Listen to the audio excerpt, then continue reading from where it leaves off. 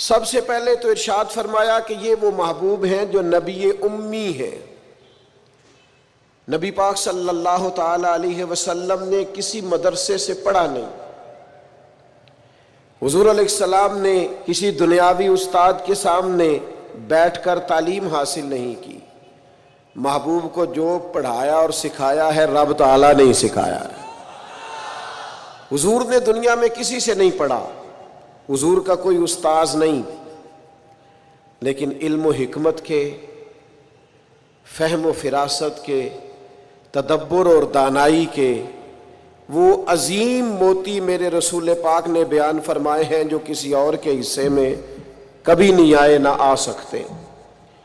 نبی پاک امی ہے، کسی دنیاوی استاد سے سرکار نے نہیں پڑھا، اور یہ بھی حضور کی نبوت پر اعلیٰ دلیل ہے کہ پڑھا کسی سے بھی نہیں، لیکن جب حضور بولتے تو حکمت کے موتی پوری دنیا کے اندر پھیل جایا کرتے اور خوشبو سمٹ جایا کرتی۔ عرب کے لوگوں کو اپنی دانائی پر بڑا فخر اور ناز تھا، وہ سمجھتے تھے کہ ہم سے دانا کوئی نہیں، لیکن جب حضور بات کرتے نا، تیرے آگے ہیں یوں دبے لچے فصحا عرب کے بڑے بڑے، کوئی جان منہ میں زبان نہیں بلکہ جسم میں جان نہیں۔ عرب کے اندر اختلاف ہو گیا تھا، جب یہ خانہ کعبہ کی تعمیر کر رہے تھے تو اختلاف ہو گیا۔ ابھی نبی پاک علیہ السلام نے اعلان نبوت نہیں فرمایا تھا، پہلے تو بڑے ذوق شوق سے مل کے بیت اللہ شریف کی نئے سرے سے انہوں نے تعمیر کی، لیکن چونکہ رقابت رکھتے تھے، آپس میں دشمنیاں رکھتے تھے، جب حجر اسود کو اپنی جگہ پہ لگانے لگے تو اختلاف ہو گیا۔ ایک قبیلہ کہنے لگا میں کروں گا، دوسرا کہنے لگا میں کروں گا۔ یہ خاندانوں میں بھی اختلاف ہو جاتا ہے، جماعتوں میں بھی اختلاف ہو جاتا ہے، لیکن جو لیڈر اور قائد ہوتا ہے اس کا کمال یہ ہوتا ہے کہ وہ اپنے کارکنوں کو جوڑ کے رکھے۔ اقبال کہتے ہیں کوئی کارواں سے ٹوٹا کوئی بدگماں حرم سے، کیونکہ میرے کارواں میں نہیں خوب دل نوازی۔ اس کا کام ہوتا ہے جوڑ کے رکھنا۔ اب ان کفار کے درمیان، قریش مکہ کے درمیان اختلاف ہو گیا، ایک قبیلہ کہتا ہے حجر اسود میں لگاؤں گا، دوسرا کہتا ہے میں لگاؤں گا۔ ایک سیاںا بندہ بولا، کہنے لگا لڑو نہ، کل جو سب سے پہلے حرم شریف میں بیت اللہ میں داخل ہو اس سے فیصلہ کرا لو۔ وہ جس قبیلے کے بارے میں کہہ دیں گے وہی حجر اسود کو نصب کر دے گا۔ اللہ کی شان یہ کہ صبح سب سے پہلے حرم میں رسول رحمت داخل ہوئے صلی اللہ تعالی علیہ وسلم۔ اب تو یہ سارے خوش ہو گئے کہ یہ تو صادق اور امین ہے۔ آپ زیادہ توجہ کیجئے گا، انہوں نے طے کیا ہوا تھا کہ جو بھی جس کے حق میں بھی آنے والا فیصلہ کرے گا قبول کریں گے۔ تو اگر نبی پاک علیہ السلام کسی ایک قبیلے کا نام لے دیتے تو انہوں نے تو طے کیا تھا کہ جس کا بھی نام لیں گے ہمیں قبول ہوگا، لیکن میرے محبوب امی ہیں، پر رب نے وہ فہم و فراست دیا ہے، وہ کمال دیا ہے، وہ اللہ تعالیٰ نے محبوب کو شان و عظمت عطا فرمائی، وہ بلندی عطا فرمائی ہے نبی پاک کو کہ سرور کائنات علیہ الصلوۃ والسلام کے سامنے دم خود ہو جاتی ساری کائنات۔ حضور نے فرمایا کیا جھگڑا ہے؟ کہا جھگڑا یہ ہے کہ ایک قبیلہ کہتا ہے حجر اسود میں رکھوں گا، دوسرا کہتا ہے میں رکھوں گا، اور کچھ نے تو پیالے میں خون ڈال کے قسم بھی کھا لی ہے کہ مریں گے یا مر جائیں گے، لیکن حجر اسود کسی اور کو نہیں رکھنے دیں گے۔ حضور نے فرمایا یہ لڑائی ہے تمہاری؟ کہا ہاں۔ تو محبوب نے نا اپنی چادر مبارک کو بچھایا، حجر اسود کو اٹھا کے چادر میں رکھا، فرمایا لڑو نا، سارے قبیلے ہی چادر کا ایک ایک کونا پکڑ لو۔ 12 کے 12 قبیلوں نے چادر کا ایک ایک کونا پکڑا، وہ اٹھا کے لائے جہاں رکھنا تھا۔ محبوب نے اپنے ہاتھوں سے اٹھا کے جو رکھا نا حجر اسود کو، اور پھر پلٹ کر ان کے چہرے دیکھے تو حضور کے فیصلے پر سارے راضی ہو چکے۔ یہ دانائی، یہ تدبر، حضور امی۔ اور ایک اور بات بھی، ہم اپنی نسلوں کو مطمئن نہیں کرتے، ڈانٹ کے چپ کراتے ہیں۔ اگر ذہنی سطح پر کوئی سوال ابھرتا ہے، گھر میں کوئی اختلاف ہوتا ہے، تو ہمیں دلیل کی طاقت کے ساتھ سامنے والے کو مطمئن کرنا چاہیے۔ ہم کتاب و سنت کے ماننے والے ہیں، ہمارے پاس روشن دلائل ہیں، ہمیں ذہنی سطح پر ابھرنے والے سوالات کے جواب دینے چاہیے، اپنے بچوں کو، اپنے بھائیوں کو، اپنے قبیلے کو، اپنے دوستوں کو مطمئن کرنا چاہیے۔ ہم کیا کرتے ہیں؟ ہم بعضوں کا ڈانٹ دیتے ہیں، بعض اوقات اس طرح کا رویہ کرتے ہیں کہ لاپرواہی کرتے ہیں، ہمیں پتہ ہوتا ہے سوالوں کے جوابات کا، لیکن ہم توجہ نہیں دیتے۔ فتح مکہ ہوا اور کچھ عرصے کے بعد ایک بڑا معرکہ پیش آیا، تو اس بڑے معرکے میں مال غنیمت آیا۔ اب اصول یہ تھا کہ جو لوگ نئے نئے مسلمان ہوتے تھے ان کی تالیف قلب کے لیے انہیں زیادہ مال دیا جاتا تھا، کیونکہ ان کے ساتھ لوگ تعلق توڑ دیتے تھے، تو نئے مسلمانوں کو مؤلفۃ القلوب، یہ قرآن مجید کی اصطلاح ہے، ان کو زیادہ دیا جاتا تھا۔ تو مکے میں جو لوگ تازے مسلمان ہوئے تھے حضور نے ان کو زیادہ مال دیا۔ اب انصار مدینہ میں سے ایک دو نوجوانوں نے یہ کہہ دیا کہ حضور کے وہ اپنے رشتہ دار ہیں نا، معاذ اللہ، بس وہ جذباتی بات کسی کی زبان سے نکل گئی، قریبیوں پر توجہ، اور کہیں بھی محبت میں ان کا خیال تھا، شارحین کہتے ہیں کہ اگر حضور ادھر نوازنے لگے ہیں تو کہیں ایسا نہ ہو واپس مکے چلے جائیں، محبت میں کہا۔ تو اب اس پر اللہ کے محبوب علیہ الصلوۃ والسلام نے کیا کیا؟ فرمایا انصار مدینہ کو، یہ مسلم شریف میں موجود ایک ترکی خیمہ تھا، فرمایا انصار کو خیمے میں جمع کرو۔ خیمے میں جمع کیا تو حضور فرمانے لگے، یہ ذرا انداز دیکھیے میرے کریم، حضور فرمانے لگے مدینے والوں تم کہہ سکتے ہو کہ یا رسول اللہ آپ کے شہر والوں نے تو آپ کو بڑی تکلیف دی تھی، ہم آپ کو یہاں لائے تھے، تم کہہ سکتے ہو۔ ان کی آنکھوں سے فوراً آنسو چھلک پڑے، یا رسول اللہ ہم کون ہوتے، ہم پر تو آپ نے مہربانی کی، آپ تشریف لے آئے۔ وہ دو عالم کی رحمت تھے، جہاں چاہتے وہیں رہتے، یہ ان کی مہربانی ہے کہ یہ عالم پسند آیا۔ حضور نے فرمایا تم کہہ سکتے ہو کہ یا رسول اللہ یہ تو بدر میں تلواریں لے کر شہید کرنے آئے تھے، ہم نے جانوں کے نذرانے پیش کیے، کہو۔ وہ رو پڑے، کہ یا رسول اللہ نہیں، یہ تو ہم پہ اللہ رسول کا احسان ہے کہ ہم میں سے کوئی شہید ہو گئے، کوئی غازی ہو گئے۔ نبی کریم علیہ السلام نے فرمایا تم کہو کہ یہ احد میں آپ پر پتھر برساتے تھے، ہم نے سینے آگے کر کے ڈھال بنائی تھی، کہو۔ ہر ایک آنکھ آنسو برسانے لگی، آنسوؤں کے وضو ہونے لگے۔ جب پوری طرح دل نرم ہو گئے تو محبوب نے ایک جملہ ایسا کہا کہ سوال ہی سرے سے ختم ہو گیا۔ فرمایا مدینے کے میرے بھولے انصار، کیا تم یہ پسند نہیں کرتے کہ مکے والے اپنے گھر جائیں تو بھیڑ بکریاں اونٹ لے کے جائیں، اور تم جب مدینے جاؤ تو اللہ کا رسول اپنے ساتھ لے کے جاؤ؟ کیا تم یہ پسند نہیں کرتے کہ تم مجھے اپنے ساتھ؟ بس پھر تو دل نعرے لگانے لگے، روح وجد کرنے لگی، طبیعتیں کھلنے لگیں۔ رسول اللہ صلی اللہ تعالی علیہ وسلم کے لفظوں پر وہ لوٹ پوٹ ہونے لگے۔ حضور امی ہیں پر محبوب بات کرتے ہیں نا تو سینہ ایسے کھل جاتا ہے کہ جیسے نور نالا نور ہو گیا۔ حضور بات کرتے ہیں تو منہ سے پھول جھڑتے ہیں، نبی کریم علیہ السلام گفتگو کرتے ہیں تو یوں لگتا ہے ساری باتیں میرے لیے ہی ہیں، ساری باتیں آپ کے لیے ہی ہیں۔ حضور امی ہیں، اور پھر اللہ تعالیٰ فرماتے ہیں کہ یہ محبوب وہ ہیں جن کی شان یہ ہے کہ الذی یجدونہ مکتوبا عندہم فی التوراۃ والانجیل، فرمایا ان کی شانیں تم لکھی ہوئی پاؤ گے تورات میں بھی اور انجیل میں بھی۔ حضرت عیسیٰ تو خود فرما گئے نا، میں تمہیں اپنے بعد ایک محبوب کی خوشخبری دے کے جا رہا ہوں جن کا نام احمد ہوگا۔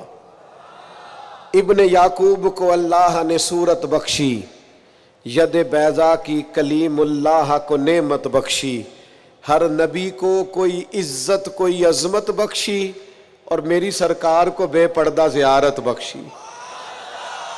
فرمایا میں تمہیں خوشخبری دے کے جا رہا ہوں، اپنے بعد بشارت دے کے جا رہا ہوں۔ ان کا نام احمد ہوگا۔ نبی پاک صلی اللہ تعالی علیہ وسلم کی شانیں تورات میں بھی لکھی، انجیل میں بھی۔ آپ دیکھیے صحیح بخاری میں یہ حدیث موجود ہے، حضرت عطا رضی اللہ تعالیٰ عنہ بیان کرتے ہیں کہ میری حضرت عمر ابن عاص رضی اللہ تعالیٰ عنہ سے ملاقات ہوئی۔ میں نے کہا مجھے نبی پاک کی وہ شانیں تو بتائیں جو تورات میں لکھی ہیں۔ حضرت عمر ابن عاص تورات کے جاننے والے تھے، فرمانے لگے اللہ کی قسم تورات میں حضور کی بعض وہ شانیں بھی لکھی ہیں جنہیں قرآن بیان کرتا ہے۔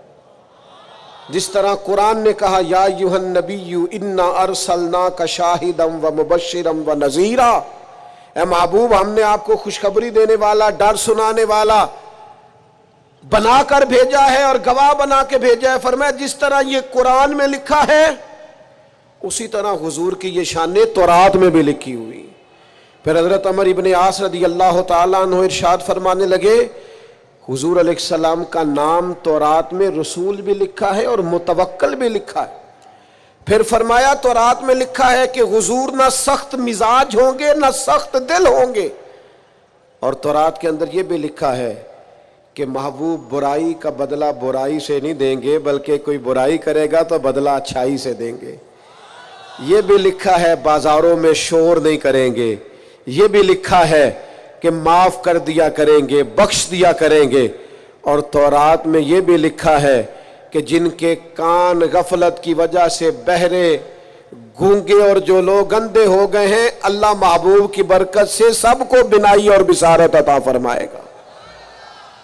ایک نا یہودی کا بچہ حضور کے پاس آیا کرتا تھا، مسند امام احمد بن حنبل میں موجود ہے، حضور کے پاس آتا تھا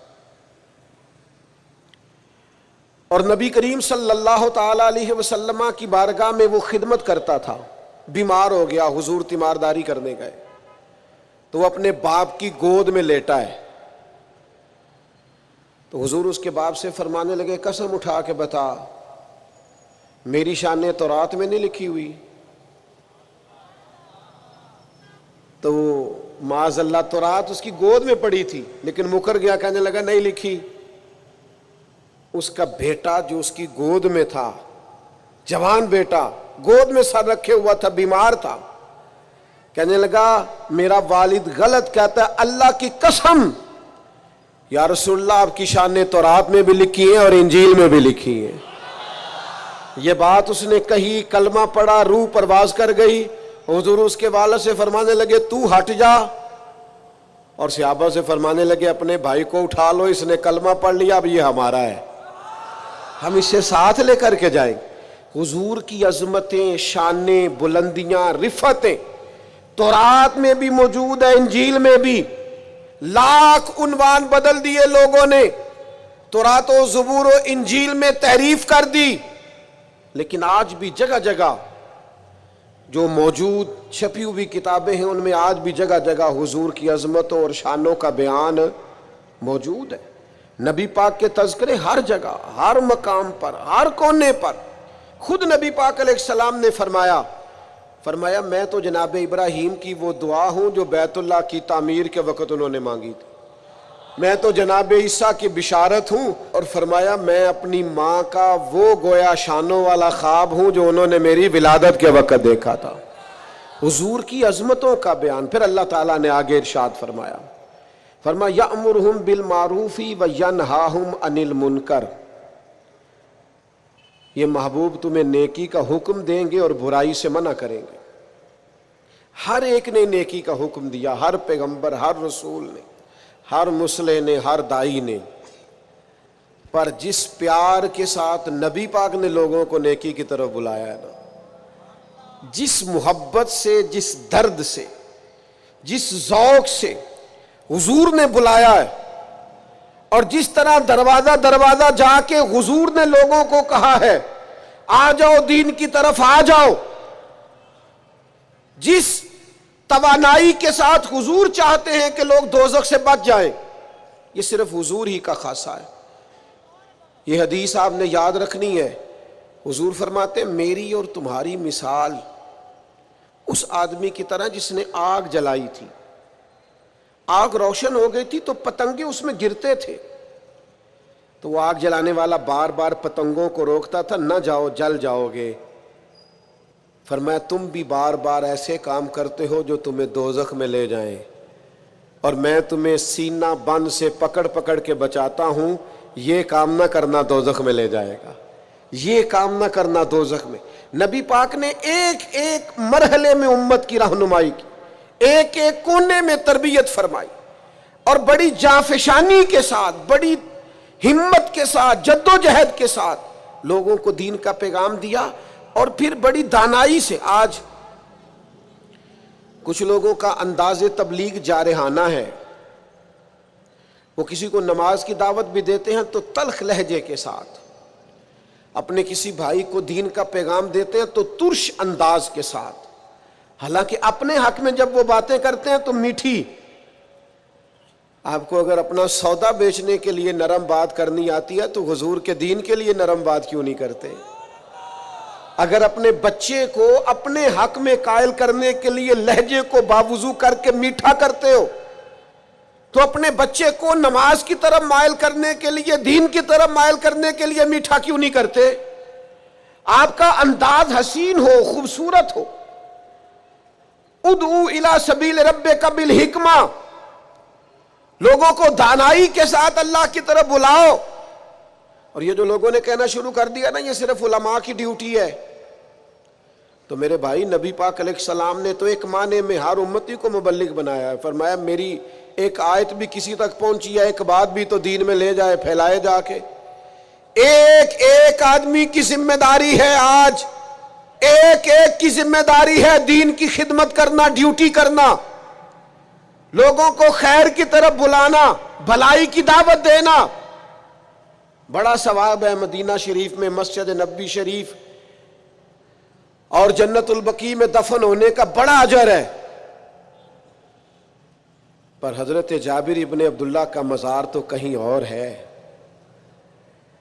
حضرت سعد بن ابی وقاص کا مزار تو کہیں اور ہے، حضرت ابو ایوب انصاری کا مزار تو کہیں اور ہے، حضرت انس بن مالک کی قبر تو کہیں اور ہے، مسجد نبوی میں اذان پڑھنے والے مؤذن جناب بلال حبشی کا مزار تو شام میں ہے۔ میرے دوستو وہ تو نکل گئے دنیا میں حضور کا پیغام لے کر، انہیں پتا تھا جنت البقیع میں دفن ہونے کا بڑا اجر ہے، انہیں یہ بھی پتا تھا کہ حضور کا اصل تو رضا اس میں ہے کہ دین کا پیغام دیا جائے، نکلا جائے۔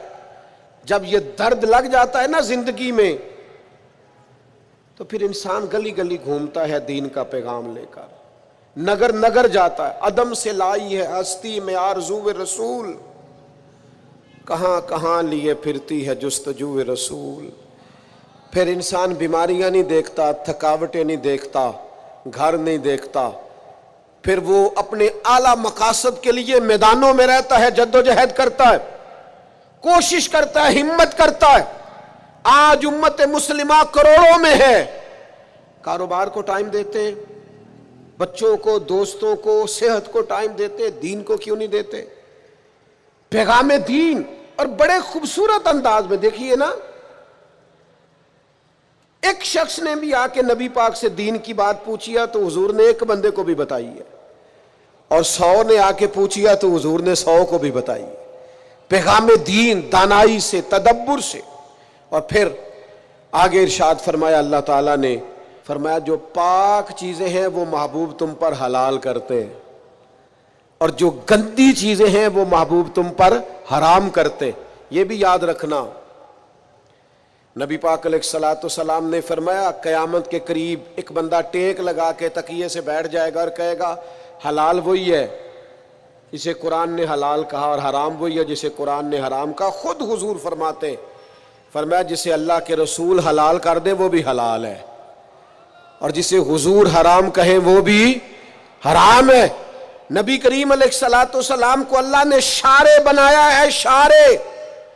حضور اختیار رکھتے ہیں، جو چاہیں۔ ایک شخص نے آ کے کہا یا رسول اللہ 2 ہی نمازیں پڑھوں گا، اگر اجازت ہو تو کلمہ پڑھوں۔ دنیا کا کوئی مفتی، کوئی محدث، کوئی مجتہد کسی کو ایک سجدے کی بھی رخصت نہیں دے سکتا کہ چل تو ایک سجدہ کم کر لینا فرض نماز میں، ایک سجدے کی بھی چھٹی نہیں. اس نے کہا یا رسول اللہ میں 2 ہی پڑھوں گا, پڑھوں کلمہ؟ حضور نے فرمایا آ جا, تجھے 3 نمازوں کی چھٹی میں دیتا ہوں, تو آ جا. وسعتیں دی ہیں خدا نے دامن محبوب کو. فاضل بریلوی کہتے ہیں ایسے ہی نہیں, وسعتیں دی ہیں خدا نے دامن محبوب کو. قیامت میں ہمارے جرم کھلتے جائیں گے پر وہ چھپاتے جائیں گے. اللہ نے وسعت والا دامن بنایا ہے. تو فرمایا جو پاک چیزیں ہیں محبوب تم پر حلال. اور سنو میرے یارو, جسے حضور نے حلال کیا ہے وہی پاک ہے, اور جسے محبوب نے حرام کیا ہے وہ خبیث ہے, گندی ہے. قرآن کہتا ہے گندی ہے. سنو, حضور حلال کریں گے پاکیزہ چیزیں, حرام کریں گے گندی چیزیں. نبی پاک نے تجارت کو حلال کیا تو تجارت کا رزق پاک ہے. سود کو حرام کیا تو سود گندا ہے. دودھ پاک ہے, طیب ہے. شہد پاک ہے, طیب ہے. شراب گندی ہے, ناپاک ہے. یاد رکھنا, جسے مصطفیٰ نے ناپاک کر دیا وہ کبھی پاک ہو سکتی. جسے رسول اللہ صلی اللہ علیہ وسلم پاک کہے وہ کبھی ناپاک ہو سکتا. یاد رکھو, وہی چیزیں پاک ہیں جنہیں میرے کریم نے پاک کیا, اور وہی لوگ پاک ہیں جو حضور کے دروازے کے قریب رہے. ابو بکر صدیق بھی پاک, عمر بھی پاک, عثمان بھی پاک, علی بھی پاک, حسن بھی پاک, حسین بھی پاک, ازواج مطہرات بھی پاک, 4 شہزادیاں بھی, ہر صحابی بھی پاک, اور حضور کے خاندان کا ایک ایک بچہ بھی پاک. میرے عزیز, حضور علیہ الصلوۃ والسلام جو چیزیں نبی پاک, آپ کوئی بھی حلال چیز کھائیں گے وہی آپ کے لیے فائدہ مند ہے. حرام چیز کبھی استعمال کرو گے وہ گندگی پیدا کرے. پھر آگے ارشاد فرمایا قرآن مجید نے, فرمایا وَيَدَعُ عَنْهُمْ إِسْرَهُمْ وَالْأَغْلَالَ الَّتِي كَانَتْ عَلَيْهِمْ. فرمایا جو ان کے اوپر بوجھ ہیں اور ان کے گلوں میں جو توق پڑے ہیں, محبوب وہ سارے توق اتار دیں گے. گلے میں پھندے پڑے ہوئے تھے بنی اسرائیل کے, رات کو جو گناہ کرتے تھے سویرے دروازے پہ لکھا ہوا ہوتا تھا, اور یہاں تک کہ انہیں بعض گناہوں کی معافی کے لیے, قتل کی معافی کے لیے قتل ہونا پڑتا تھا. دیت کی کوئی گنجائش نہیں, معافی کی کوئی گنجائش, قصاص ہی قصاص ہے صرف. لیکن محبوب نے سے سارے پھندے اتار دیے. فرمایا تم سے کوئی گناہ ہو گیا ہے, کبیرہ گناہ ہو گیا ہے, کمرے میں جا کے چھپ کے بھی توبہ کر لو گے تو رب معاف کر دے گا. تم سے حقوق العباد ضائع ہو گیا, توبہ کر لو, متعلقہ بندے سے معافی مانگ لو, اللہ بھی معاف کر دے گا. تم سے قتل ہو گیا, جاؤ اہل خانہ سے معافی مانگ لو, دیت دے لو, رضامند کر لو, اللہ بھی معاف کر دے گا. تخفیف کر دی, آسانی کر دی. حضور کی تشریف آوری نے آسانی کر دی. ایک شخص سے گناہ ہو گیا, حد لگ گئی ان پر, اور وہ انتقال کر گئے, سیاستہ میں موجود ہے. بعض لوگوں نے کہا اس نے کتنا بڑا جرم کیا ہے. نبی پاک علیہ السلام نے فرمایا چپ کرو, تم نے جرم دیکھا, توبہ نہیں دیکھی. یا رسول اللہ جرم کیا ہے, حد جاری ہوئی ہے, وہ اس حد کی وجہ سے انتقال کر گئے. محبوب فرمانے لگے تم مردہ بھائی کا گوشت کھا رہے ہو اور وہ جنت کی نہروں میں غوطے لگا رہا ہے. یعنی یہاں توبہ کرنے والوں کو وہ معیار ملا, وہ معیار کہ جو دروازہ رسول پہ آ کے توبہ کر لے. حضور خوشخبری دیتے ہیں گناہگار بڑا تھا, لیکن چونکہ یہاں آ کے توبہ کی ہے تو محبوب کا کرم برسا ہے. جنت میں بتاتے ہیں وہ جنت کی نہروں میں غوطے لگا رہا ہے. اور پھر اللہ نے آسانی کر دی. فرمایا وَلَوْ أَنَّهُمْ إِذْ ظَلَمُوا أَنفُسَهُمْ جَاءُوكَ. محبوب اگر یہ اپنی جان پر ظلم کر لینا تو تیری بارگاہ میں آ جائے, پھر یہاں آ کے اللہ سے معافی مانگے. محبوب بھی ان کی سفارش کر دیں تو اللہ کو معاف کرنے والا پائیں گے, توبہ قبول کرنے والا پائیں گے. گویا مجرم ہو تو منہ اشکوں سے دھوتے ہوئے آؤ در تواب پہ روتے ہوئے آؤ. قرآن میں موجود ہے توبہ کا طریقہ، پر سرکار کی دہلیز سے ہوتے ہوئے آؤ۔ ہاں ہاں، سرکار کی دہلیز سے چلے نہ ایمان دو قدم بھی، اگر تیرا ہم سفر نہ ٹھہرے، اور تیرا حوالہ دیا نہ جائے تو زندگی معتبر نہ ٹھہرے۔ لبوں پہ ایاک نستعین ہے، اور اس حقیقت پر بھی یقین ہے، اگر تیرے واسطے سے مانگوں کوئی دعا بے اثر نہ ٹھہرے۔ میرے عزیز یاد رکھیں، ارشاد فرمایا کہ تم پر جو بوجھ ہیں، جو پچھلی امتوں کے سخت احکام ہیں، وہ سخت احکام محبوب آسان کر دیں گے۔ نبی پاک علیہ السلام نے ہمیں جو دین دیا ہے وہ آسان دین دیا ہے، اور حضور علیہ السلام آسانی کو پسند کرتے۔ کسی بھی قبیلے کو، کسی جگہ قافلے کو حضور روانہ کرتے تو فرماتے خوشخبریاں دینا، وہاں جا کے خوشخبریاں دینا، اور فرماتے لوگوں کو امید دلانا، لوگوں کو مایوس نہ کرنا۔ ہمارے ملک میں آج کتنے لوگ ہیں جو مایوس کرتے ہیں، بری خبریں دیتے ہیں، لوگوں کے ذہنوں کے اندر ہر وقت مایوسی پھیلاتے ہیں۔ حضور نے آسان اور خوبصورت دین ہمیں دیا ہے، ایسا دین جو ایک ایک بات قابل عمل ہے، جس پر عمل کیا جا سکتا ہے۔ عزیز دوستو، آسان دین۔ ایک شخص نے صرف نماز لمبی پڑھائی تھی، بہت لمبی نماز پڑھا دی، تو حضور کی بارگاہ میں جا کے لوگوں نے کہا یا رسول اللہ، یہ بہت لمبی نماز پڑھاتے ہیں، صحیح حدیث میں موجود ہے۔ تو اللہ کے محبوب ناراض ہوئے، فرمایا میں لوگوں کو دین کے قریب کرتا ہوں اور آپ یہ کیا کرتے ہیں؟ آسان کر کے آپ، دین کی تعلیمات تو ساری آسان ہے، آپ آسان تعلیمات کو کیوں؟ بعض لوگ مشقت پیدا کرتے ہیں اور مشکل میں ڈالتے ہیں۔ نبی پاک علیہ الصلوۃ والسلام نے فرمایا عبادت کے معاملے میں بھی، نفل عبادت کے معاملے میں بھی اپنے آپ کو آسانی دو۔ فرمایا جتنی دیر طبیعت اجازت دے نفل پڑھو، پھر آرام کرو، تمہارے وجود کا تم پر حق ہے، تمہاری آنکھ کا بھی تم پر حق ہے، تمہارے اہل خانہ کا بھی تم پر حق ہے۔ تو بھائی، حضور علیہ الصلوۃ والسلام نے وہ مشکل احکام جو پچھلی امتوں کے تھے وہ اس امت کے لیے آسان کر دیے۔ اب کسی کے دروازے پر نہیں لکھا جاتا وہ کتنا گناہگار ہے، بڑے بڑے جرم ہوتے ہیں، بڑی بڑی خطائیں ہوتی ہیں، پر اللہ فضل کرتا ہے، بندے معافی مانگتے ہیں، اللہ اپنے بندوں کی پردہ پوشی فرماتا ہے۔ اللہ کر، اور میں نے پہلے بھی کہا تھا، پھر کہتا ہوں، قیامت والے دن بھی پردہ رہ جانا ہے انشاءاللہ تعالی، پردہ رہ جانا ہے، حضور کے صدقے کرم ہوگا۔ نبی پاک علیہ السلام فرماتے ہیں اللہ بندے پر رحمت کی چادر ڈال کے فرمائے گا یہ گناہ کیا تھا، یہ غلطی کی تھی، یہ خطا ہوئی تھی، تو بندہ عرض کرے گا مولا ہوئی تھی، اور ڈرے گا کہ تو میرے گناہ کھلنے لگے، تو رب کریم فرمائے گا دنیا میں بھی تیرا پردہ رکھا تھا، اب بھی تیرا پردہ ہی رکھوں گا۔ تو حضور فرماتے ہیں فوراً جب اسے اس کی چھوٹی چھوٹی گناہوں پر اجر دیا جائے گا، نیکیوں میں بدلا جائے گا، تو کہے گا یا اللہ میں نے تو بڑے بڑے بھی کیے، اس پر بھی گویا اجر کا سوال ہی ہوگا، تو قیامت میں بھی پردہ رہ جائے گا۔ اللہ تعالیٰ نے آگے ارشاد فرمایا فَالَّذِينَ آمَنُوا بِهِ، وہ لوگ جو میرے محبوب پر ایمان لائیں۔ حضور کی ہر بات سچی ہے، ہر فرمان سچا ہے، صدق کے دل سے ظاہراً باطناً نبی پاک کی لائی ہوئی ہر بات پر ایمان رکھنا یہ امتی کا کمال بھی ہے اور امتی کے لیے ضروری بھی۔ اپنے دل کی گہرائیوں سے ہر اس بات پر یقین کر لیں جو حضور نے فرمائی، یقین کامل کے ساتھ ایمان رکھیں۔ حضرت مولا علی شیر خدا رضی اللہ تعالیٰ عنہ ایک دفعہ بیمار ہو گئے تھے،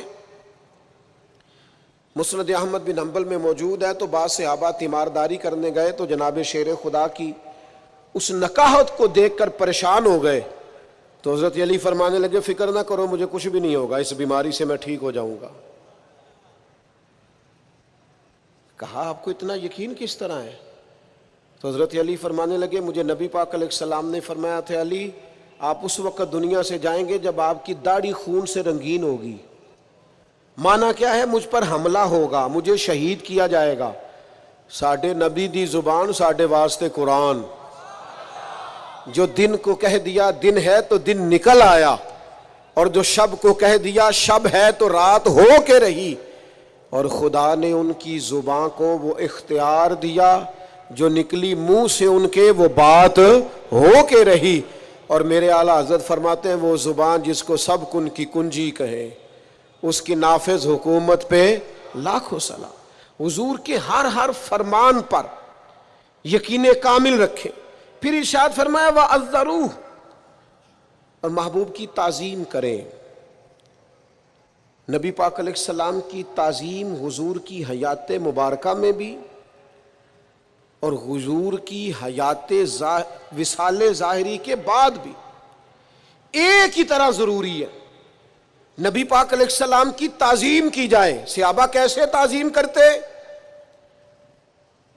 حضرت سعید رضی اللہ تعالیٰ عنہ نماز پڑھ رہے تھے، ترمذی میں موجود ہے. حضور نے بلایا، فرماتے ہیں میں جلدی سے نماز مکمل کر کے حاضر ہوا تو نبی پاک علیہ السلام نے فرمایا آئے کیوں نہیں؟ تو میں نے عرض کی یا رسول اللہ نماز پڑھ رہا تھا. تو فرمایا تم نے اللہ کا فرمان نہیں سنا کہ جب رب رسول بلائیں تو فوراً حاضر ہو جایا کرو؟ فوراً. علماء نے مسئلہ لکھا ہے کہ عین حالت نماز میں بھی اگر کسی کو نبی پاک بلائیں، عین حالت نماز میں بھی میں نماز پڑھا کہ تین ول ویکھاں میں نکابہ بھول گیا آئی اے بھول گئیاں نہیں سب سوم صلاتاں تے اکو یار دا فکر پہ آئی. اسی لیے تو فاضل بریلوی نے کہا تھا حاجیو آؤ شہنشاہ کا روضہ دیکھو. کعبہ تو دیکھ چکے ہو اب یہ کعبے کا بھی کعبہ دیکھو اور غور سے سن تو رضا کعبے سے بھی آتی ہے صدا میری آنکھوں سے میرے پیارے کا روضہ دیکھو. حضور بلائیں تو علماء نے مسئلہ لکھا ہے امتی نماز پڑھ رہا ہو تو نماز چھوڑ کے چلا جائے اور حضور جو کہیں وہ سن کے واپس آئے. جہاں سے نماز چھوڑی تھی وہیں سے شروع کر لے، سجدہ صاف بھی نہ کرے نماز پوری کر لے، اس لیے کہ حضور بلائیں تو نماز ٹوٹا ہی نہیں کرتی. نبی پاک بلائیں تو نماز ٹوٹتی. فرمایا تمہیں آنا چاہیے تھا جب میں نے بلایا تھا. کریم کے بلانے سے نماز ٹوٹتی. تو اب سنو نا، مجھے کہہ لینے دو نا کہ نماز پڑھا کہ میں تین ول ویکھا آ میں کعبہ بھول گیا آئی بھول گئیاں نہیں سب سوم صلاتاں اکو یار دا فکر پہ آئی. نبی کریم صلی اللہ علیہ وسلم کی تعظیم اور پھر جس طرح حضور کی ظاہری حیات میں تعظیم ہے اسی طرح حضور کے ذکر کی تعظیم، نبی پاک کے نام کی تعظیم، حضور کے شہر کی تعظیم، رسول اللہ صلی اللہ علیہ وسلم کی مسجد کی تعظیم، حضور کے صحابہ کی تعظیم، اہل بیت کی تعظیم، حضور کے دین کے اولیاء علماء کی تعظیم، نبی پاک سے نسبت رکھنے والی ہر چیز کی تعظیم، ہر چیز کی تعظیم. دو لوگ مسجد نبوی میں آئے حضور کے وصال کے بعد اور اونچی آواز میں بات کرنی شروع کی تو جناب عمر نے بلایا، بخاری میں موجود ہے، بلا کے فرمایا کہاں کے رہنے والے ہو؟ کہا ہم طائف کے رہنے والے ہیں. فرمایا تم مدینے کے ہوتے میں تمہیں سزا دیتا، پتہ نہیں یہ مسجد نبوی ہے؟ اے پائے نظر ہوش میں آ یہ کوہ نبی ہے، آنکھوں سے بھی چلنا یہاں بے ادبی ہے. امام مالک رحمت اللہ تعالی علیہ سے کوئی بندہ فقہ کا مسئلہ پوچھتا تو بتا دیتے. اگر کہتا نا حدیث رسول سننی ہے تو امام صاحب پہلے وضو کرتے، غسل کرتے، لباس بدلتے، خوشبو لگاتے، امامہ باندھتے، ممبر پر بیٹھتے. تو لوگ کہتے حضور یہ کیا کرنے لگے ہیں؟ فرمایا میں ذکر رسول کرنے لگا ہوں، میں اپنے محبوب کا ذکر کرنے لگا ہوں. نبی پاک کے ذکر کی برکت ہے، حضور کی تعظیم، نبی پاک کے ذکر کی تعظیم کرنی ہے. ایک دفعہ آپ بیان فرما رہے تھے تو بچھو نے ڈسا، 16-17 دفعہ ڈانگ مارا، رنگ بدلا امام صاحب کا، پر درس حدیث دیتے رہے. بعد میں کسی نے پوچھا حضور کیا ہوا تھا؟ فرمایا بچھو نے ڈانگ لیا تھا. تک حضور پھر آپ نے چھوڑا کیوں نہیں؟ فرمایا ذکر رسول چھوڑ دیتا، حضور کا ذکر چھوڑ دیتا. ہمارے ایک استاد تھے وہ کہا کرتے تھے کہ امام مالک نے اس طرح جواب دیا، فرمایا بچھو کا ڈانگ دیکھتا کہ حدیث رسول کا رنگ دیکھتا. میں تو حضور کی حدیث کا رنگ دیکھ رہا تھا، کیسے یہ کام ہو جاتا۔ میرے عزیز یاد رکھیں گے آپ، تعظیم رسول اللہ صلی اللہ علیہ وسلم کی تعظیم۔ ایاز کے بیٹے کا نام محمد تھا، محمد بن ایاز۔ تو محمود غزنوی جب بھی آواز دیتے کہتے محمد بن ایاز میری بات سننا۔ ایک دن محمود غزنوی نے کہا او ایاز کے بیٹے بات تو سننا۔ تو ایاز حاضر ہو کے عرض کرنے لگے غلام زادے سے کوئی غلطی ہو گئی ہے، آج محمد بن ایاز نہیں کہا۔ تو سفید داڑھی اور بوڑھے محمود غزنوی آنکھیں چھلک پڑی، ہاتھ کانپنے لگے، کہنے لگے تیرے بیٹے کا نام میرے نبی کے نام پر ہے، آج میرا وضو نہیں تھا اس لیے میں نے کبھی بغیر وضو اپنے محبوب کا نام لیا ہی نہیں ہے، کیونکہ تو نے ان کے نام کی برکت سے رکھا ہے نا۔ تو جب یہ نام لیتا ہوں حضور کا اسم گرامی، مجھے یاد آ جاتا ہے حضور کی تعظیم، میرے دوست نبی پاک کی توقیر۔ پھر فرمایا وَنَصَرُوهُ، اور دین کی مدد کریں، ایمان لائیں، نبی پاک کی تعظیم کریں اور دین حق کی سربلندی کے لیے کوشش کریں، جد و جہد کریں کہ دین کا غلبہ ہو جائے، دنیا کے اندر دین چھا جائے اور پوری دنیا کے اندر اسلام کا بول بالا ہو جائے۔ یہ مسلمان کی ذمہ داریاں اس آیت نے بیان کی۔ پھر فرمایا وَاتَّبَعُوا النُّورَ الَّذِي أُنزِلَ مَعَهُ، اور اس نور کی پیروی کریں جو نبی پاک کے ساتھ نازل ہوا۔ وہ نور کیا ہے؟ وہ قرآن مجید ہے۔ حضور قرآن لے کے آئے، نبی پاک نے قرآن مجید سکھایا، یعلمہم الکتاب والحکمہ، کتاب سکھائی اور حکمت سکھائی۔ نبی پاک نے ہر جگہ امت کو قرآن کی بات بتائی، قرآن کا درس دیا۔ امت کو چاہیے قرآن کے ساتھ جڑ جائے، قرآن مجید کے ساتھ وابستہ ہو جائے۔ آپ کی خدمت میں عرض کروں گا ہر روز ایک رکوع ترجمہ اور تفسیر کے ساتھ قرآن مجید کو پڑھیں، قرآن مجید کے ساتھ اپنی دلچسپیاں پیدا کریں۔ ہمارے ایک بزرگ تھے، قرآن کی زیارت کر کے روتے تھے۔ مریدوں نے پوچھا قرآن دیکھ کے کیوں رو پڑتے ہیں؟ فرماتے ہیں اسے دیکھ کے سوچتا ہوں اسے میرے نبی نے بھی تو کئی دفعہ دیکھا ہے نا، حضور کی زبان پاک سے کئی دفعہ جملے ادا ہوئے، یہ قرآن کے صفحے مجھے محبوب کے جلووں کی یاد دلاتے ہیں، یہ حضور کے جلووں کی یاد دلاتے، یہ تازہ کرتے ہیں میرے دل میں حضور کے جلووں کو۔ قرآن مجید سے اپنی اولادوں کو وابستہ کریں، قرآن مجید سے جڑیں۔ فرمایا اگر تم ایمان لاؤ گے، تعظیم کرو گے، دین کی مدد کرو گے، قرآن کی پیروی کرو گے تو اولئک ھم المفلحون، یہ کام کرو گے تو کامیابیاں ملیں گی۔ دوستو اتنا بڑا ہزاروں کا مجمع ہے، اس مجمع میں بزرگ ہیں، بیٹے ہیں، بہنیں ہیں پردے میں، ایک وسیع آپ لوگ جماعت کے ساتھ یہاں موجود ہیں۔ میرا درد دل ضائع نہ کرنا خدا را، ہم نے نا صرف دین کو منانا نہیں ہے بھائی، دین کو اپنانا بھی ہے۔ ہمارا سارا کچھ ہمارے نبی پاک صلی اللہ تعالی علیہ وسلم کی ذات والا صفات سے وابستہ ہے۔ ہم نے صرف منانا نہیں اپنانا بھی ہے۔ اس اپنانے کے لیے اپنے آپ کو تیار کریں، بیٹے کی شادی ہو تب بھی، کاروبار کریں تب بھی، رشتہ داری کریں تب بھی، آپ دنیا کے کسی کونے میں چلے جائیں تب بھی، ڈگری کوئی بھی لے لیں تب بھی، ایک بات اپنے ذہن میں بٹھا لیں کہ میرا تو سب کچھ میرا نبی ہے۔ کسی شعبے سے وابستہ ہو جائیں، کوئی کام کریں، لیکن ہمارا سارا کچھ نبی پاک علیہ السلام کی ذات ہے۔ سیاہیاں مجھ میں داغ مجھ میں، چلیں اسی کے چراغ مجھ میں، اثاثہ قلب و جاں وہی ہے، میرا تو سب کچھ میرا نبی ہے، میرے گناہوں پہ اس کا پردہ، وہ میرا امروز میرا فردہ، ضمیر پر حاشیے اسی کے، شعور بھی اس کا وضع کردہ، وہ میرا ایمان میرا تیقن، وہ میرا پیمانہ تمدن، وہ میرا معیار زندگی ہے.